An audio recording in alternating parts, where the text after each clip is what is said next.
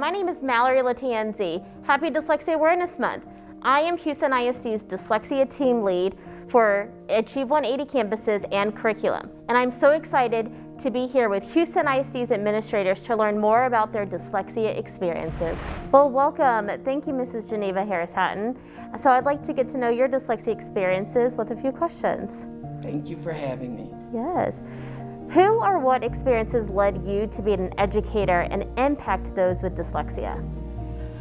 As a parent of a dyslexic student who is now in 11th grade, I had to find my way because I knew I had a son who needed some additional assistance. As an ELA teacher, an English language arts teacher, we had a language-rich environment home. He's the second of my children. The first child, we had that language-enriched home. She did fine. I noticed that even though I was reading to Jalen and providing Jalen with all that language enrichment through audible books and things that we could create in our home, he was just not acquiring language as fast.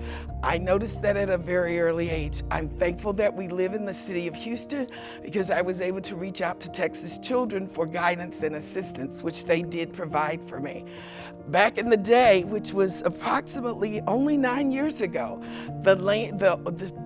having the vocabulary to be able to articulate dyslexia was not as widely available as it is now. So that's what led me. The work, the need for helping my child is what led me into the work. That's so great.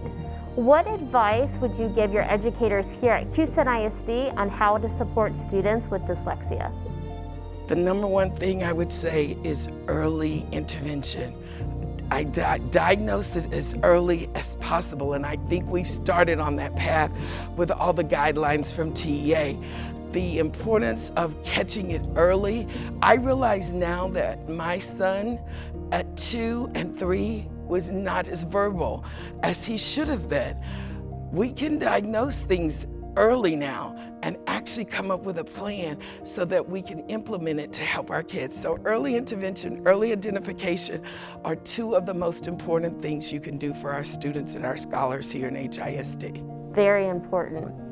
And how have your experiences with dyslexia helped parents who just found out that their son or daughter might have dyslexia?